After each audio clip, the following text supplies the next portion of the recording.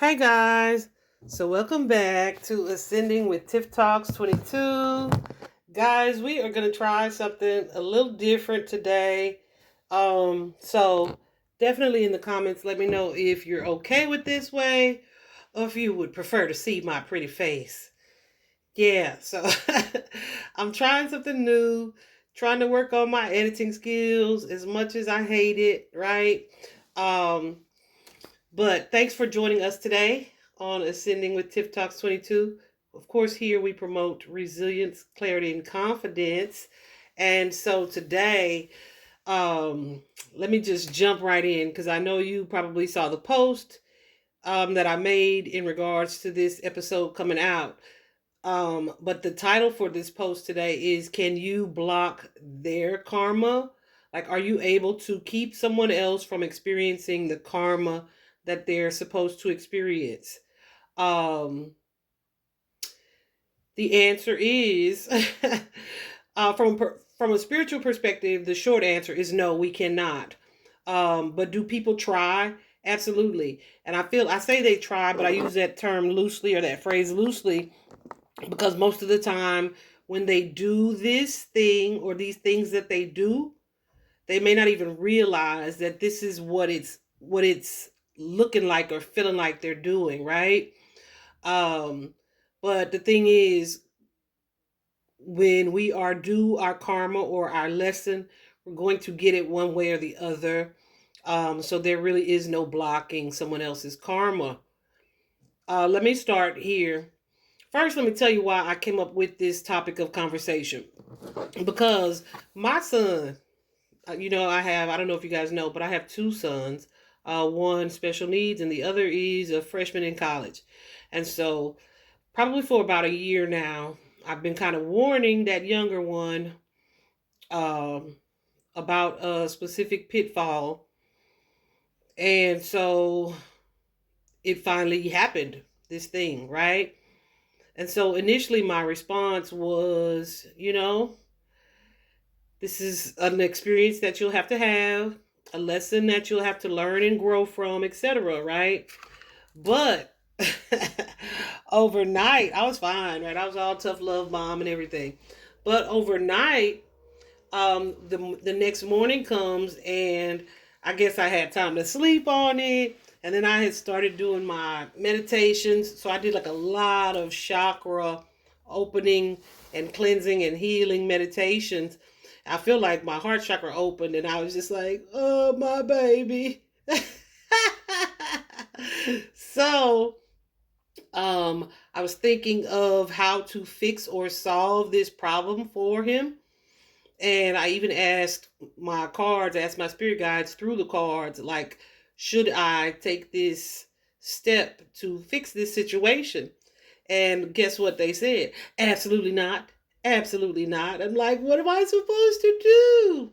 And they basically just told me to send love to him and the situation and allow this thing to unfold and for it to work out the way that it's supposed to work out, right?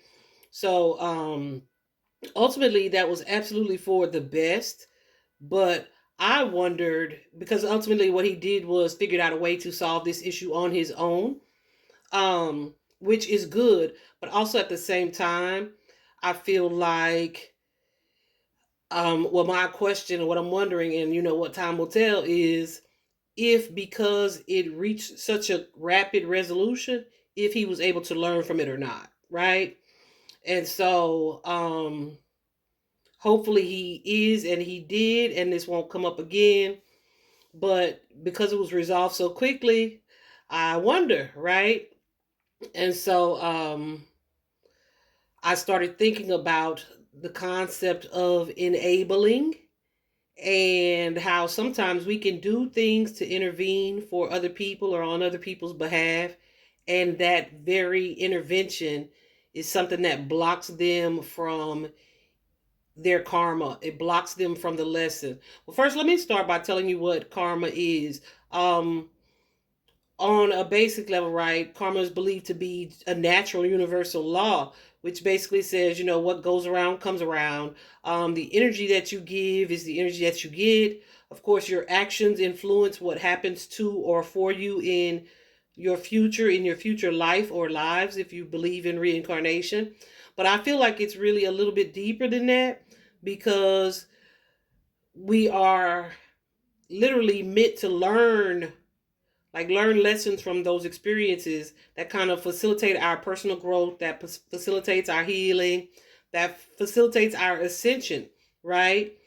Um, and so, is it possible to keep someone from experiencing their karma or from learning their lesson, right? I feel like people are so focused on um, it being kind of a punishment that they don't also see that the importance of it is to learn the lesson. I hope that makes sense. So, let me start by saying, of course, we are love at the core of our beings, but particularly in our interpersonal relationships, the core of that, the foundation of that is love. So, what is love? It is an emotional bond.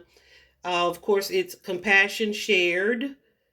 It's physical attraction if it's like a romantic relationship usually, but it's usually mutual and reciprocated support, like supporting someone in their goals. Like all of these things embody love, right? So in love we usually work together. Not usually, we're supposed to, right? In healthy and balanced love, we work together in a way that doesn't really overpower or dominate our partner. When, of course, we love somebody, we kind of hope for them to not have to have like harsh experiences or to experience hard times. So, um, we have this desire it should be to empower them to create like the best reality for themselves. And of course, in family for your future generations as well. Um, so that love is our legacy, right? It's what affects our generations to come and what we leave behind, right? Like I said previously, the loving relationships allows mutual growth. But as time progresses, as the parties in that connection, that partnership, as they age, as they mature emotionally, they may grow more independent.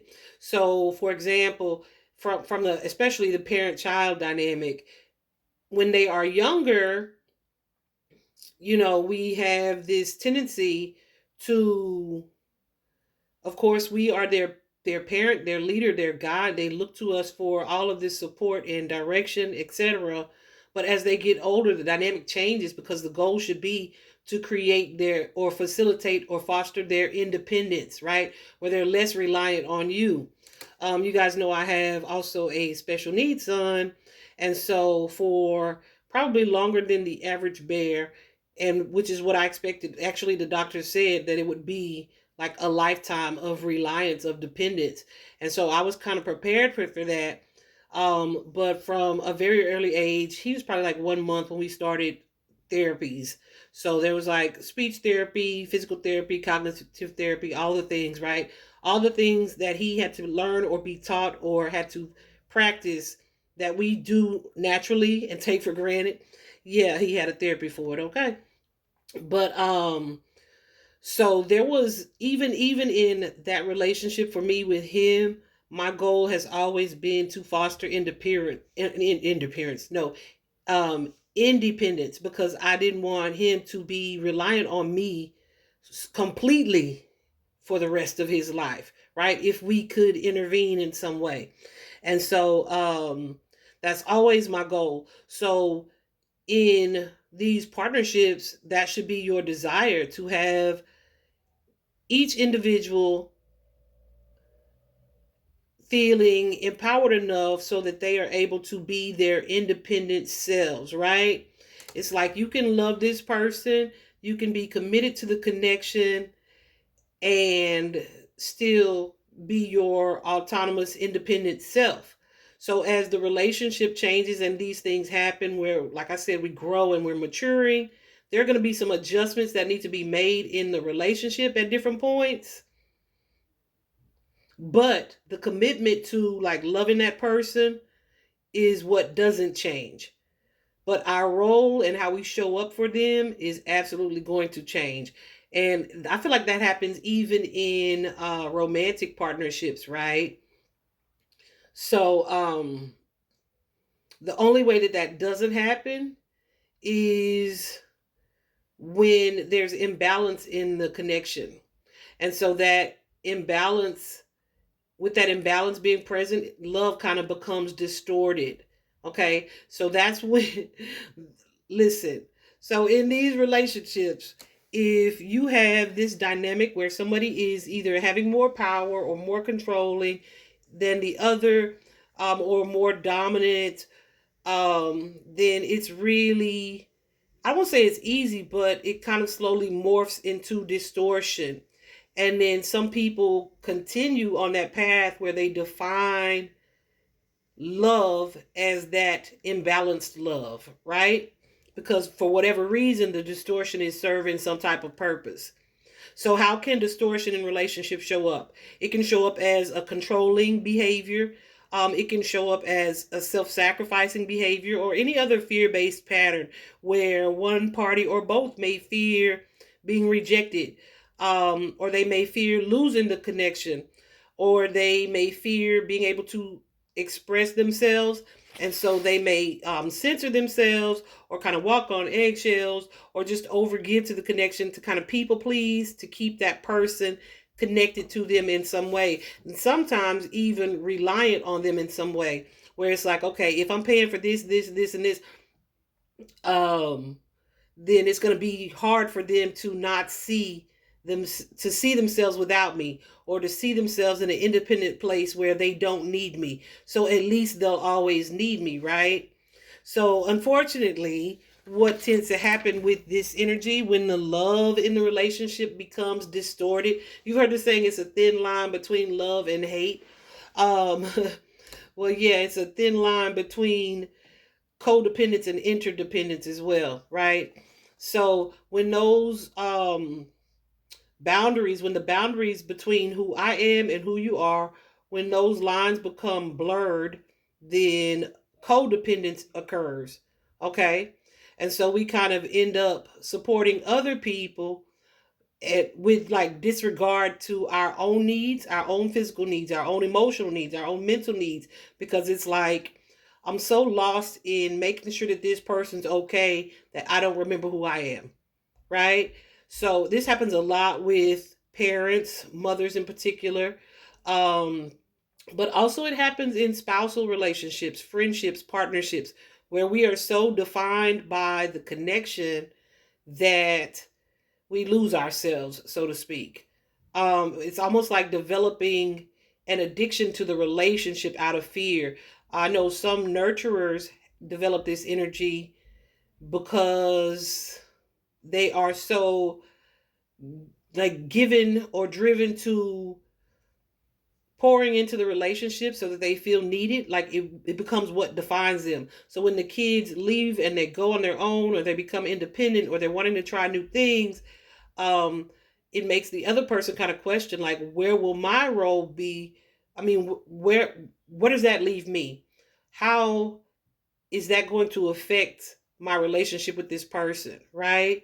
um so the codependent person kind of gets their self-worth, they get their self-esteem, they get their identity from doing these acts of kindness in the name of nurturing. And because they love the other person, it kind of gives them a sense of belonging. But that sense of belonging is fueled by a desire to feel needed. I hope that makes sense.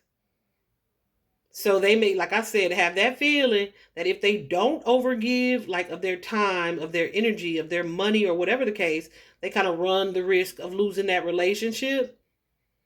So if like the other person ever looks up and they don't need them anymore or as much, it's like, who will I be? Or how do I define myself at that point, right?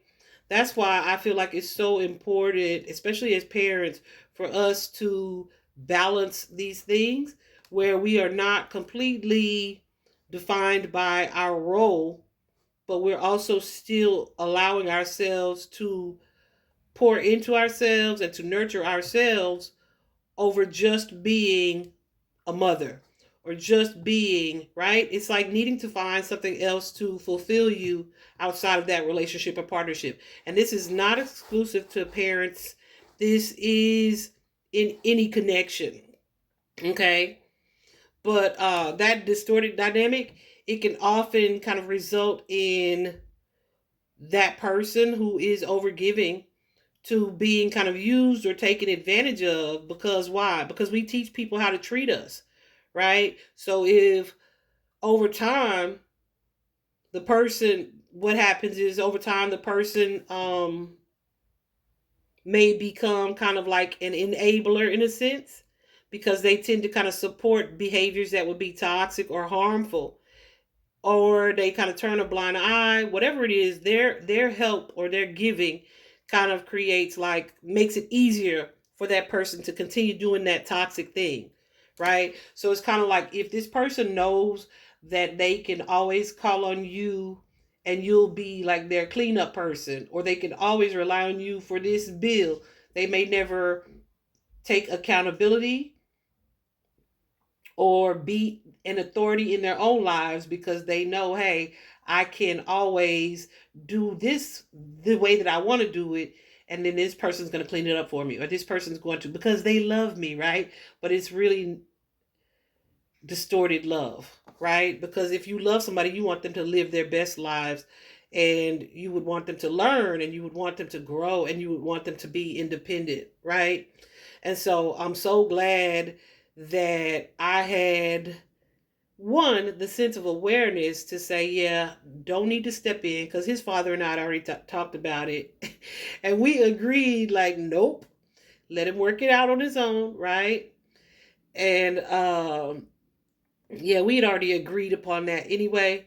But I just, man, I'm telling y'all, I had like a change of heart the next morning. Like, and his dad kind of had to talk me off the ledge. Like, no, that's a natural feeling for you to feel, cause you the mama. But no, cause he has to learn, right? I was like, dang. So yeah, but there was no way I was going against what Spirit had already told me anyway. However, I thought about it, right?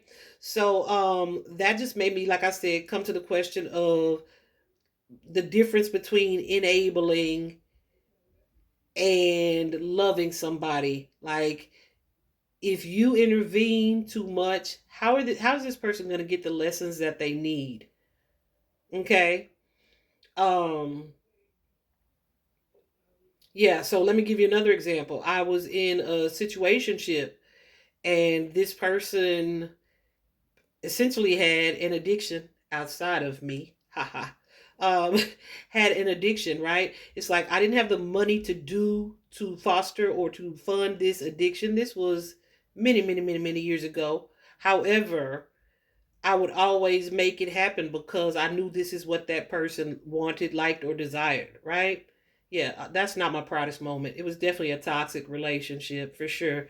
But that's just an example of it. But it may also show up as you kind of making excuses for somebody else, or covering for them, or maybe even just ignoring, like, the fact that there's something not being met for you in the relationship, or maybe even ignoring a certain behavior that they have, or a certain thing that they're doing, just in order to avoid the conflict, to maintain the relationship. It may also look like you not speaking your truth, or not holding a person accountable, because it's like you don't want to have this person either judge you or be upset with you in any way, or to not need you. So there's like this need to feel needed that benefits you by helping this person, even when it's not convenient for you, right? So, how do we, and like I said, this is not just for parents, right? Because this happens in um, friendships, It happens in romantic partnerships and relationships. It even happens with adult children. Like I consider both of my children adults at this point. But it even happens in typical adult children as well, right? I know my grandmother had this issue with her baby boy. And yeah, baby, that's a whole nother podcast. But so the question now becomes, how do we combat codependence, or like how do we keep from falling into these patterns that kind of enable certain behaviors? Uh Luckily there are ways to combat it. And stay tuned, guys, because I'm going to share a acronym in just a little bit that Spirit gave me many years ago, that I feel like it has been really, really helpful for me on my shadow work journey to attack each situation or circumstance with this particular acronym. Super, super helpful. But anyway, how we combat these codependent energies or this enabling pattern or these fearful behaviors in partnerships. First of all, always choose love. And so, in choosing love, you're going to choose a thing that's for their highest good, even if you don't want them to have to suffer or you don't want them to go through hardships, right? Sometimes it is what is going to be best for them because it's how they're going to learn. So, choose the love behaviors that are balanced, right?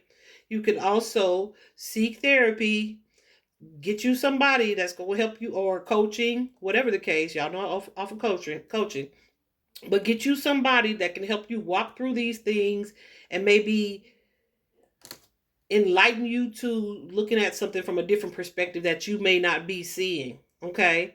Also, set healthy boundaries in partnerships and relationships where you freely allow yourself to be you, your individual self, your whole and complete self, and you allow that person to be the same, whatever that is.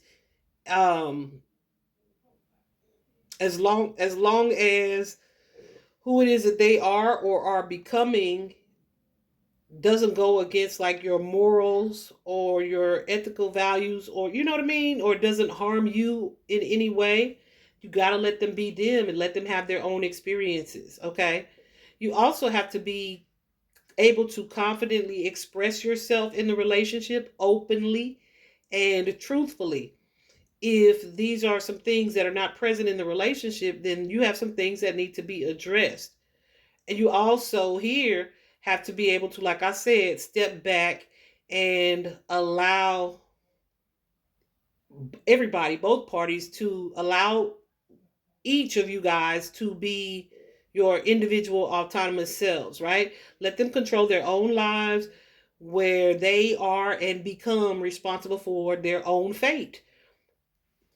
So, this acronym that I was telling you about, that's so funny. That reminds me, I have a friend that I used to talk to quite a bit. And we just kind of talked and bounced ideas. And before, say something comes up and I'm like, girl, let me tell you about this. She'll be like, wait, wait, wait, wait, wait. Do you want me to just listen, or you want like suggestions and solutions? And I thought that was so wise, because it's like sometimes I need your help in this. But sometimes, yes, I do just need you to be an ear, right? But the thing with you, when you developed a codependent partnership or connection, when that type of thing shows up, it's almost always going to be someone being the giver and someone being the taker. So there's going to always be someone who is wanting to show up with solutions and suggestions. But in a distorted partnership or relationship, you have to be willing to take a step back and not force that on anybody, right? So when I started my shadow work, guys, what I was saying almost 3 years ago, Spirit did give me this acronym, and it is Aura, AURA. Your aura, of course, is your um, energetic output, so to speak, right? It's energetic fields that surround you. Your aura, it's your energy. However, um, I use the A, the U, the R, and the A to represent aspects of healing, right? So for the first A, we have acknowledge and awareness. Why? Because you cannot fix, heal, or change something that you refuse to acknowledge. So that's why when I have clients who say, well, I know that this is an issue. Well, baby, you halfway there. Not halfway, but at least a fourth of the way, right? Because at least you have like the conscious mind to say, you know what, this is getting out of hand, or this is a problem, right? So acknowledgement and awareness is the first step. The next one is going to be understanding. So this is you seeking to understand what is happening or what it is that you're dealing with that you want to or need to fix. So you seek this understanding, you do your research, you get therapy, um, and really try to get to the root or origin of what this situation is. You also, with the R, the next letter is R, which is releasing and reprogramming. And y'all know I don't love that word release because we don't want to rent it back. We want a new contract, which is why I added the reprogramming. So this is making the conscious choice to let it go and to adopt healthier habits, release and reprogram. And then last but not least, we have A, which is acceptance that leads to ascension, right? So this is accepting the situation for what it is, accepting that some things you need to um, offer solutions for or to change, or some things you've made the mistake. It is what it is. It's done. This thing has happened, accepting it, and that's going to lead to ascension, which is essentially growth, right? um we have a lot of people, I see it all the time and every day, where either they don't like what you call this thing that they're doing because it sounds worse than what they've told themselves it was. So they are either in denial or they just don't want to take accountability. So acceptance plays a major role in your ability to heal something. So let me go through those letters again. We have acknowledge and awareness. We have U for understanding. Seek understanding. Research it. Get therapy. Work it out. Talk it out. Journal it out. Those things. We also have release and reprogram. Make the conscious choice to let whatever this is go and adopt healthier habits. And we also have acceptance, which is going to lead to ascension. Okay, aura. So you are, feel free to use that acronym if you are on your individual shadow work journey, or you're growing, or you're healing yourself in some way. I think it was very beneficial and can really be applied to almost anything that you're looking at that you know needs to be adjusted in your life. Okay. Um, the fact of the matter is, guys, like I said, we cannot intervene or change someone's karma, because even if you keep them from having this harsh experience now, what they are likely not going to learn the lesson, right? So it's going to be something that is repeated. That's a pattern. And so when it's repeated, the lesson may be even more harsh, like, right? It might show up in a more harsh way. So I feel like it's an unavoidable thing. Just be mindful of your desire to either intervene when you shouldn't, or the need to kind of set boundaries and say, well, not my circus, not my monkey. You know what I mean? And let them work through what they need to work through. We can only control ourselves, and we as individuals are responsible for our own healing. So if you find yourself in this connection, either in a connection this in this way, as either the giver or the taker, it is up to the individuals in that relationship to do what's necessary to restore balance. So even if I realize I'm in a codependent partnership, I'm using this relationship to identify myself or to define me. If I recognize myself as the giver, then it's still up to me to make the choice to change the dynamic of this relationship. I can choose to speak my mind and let you know what it is that I've realized about this relationship, and then say, the buck stops here. I'm no longer going to show up for you in this way. I feel like it's creating an unhealthy dynamic. I don't love you any less, but I got to do something different for my sake, right?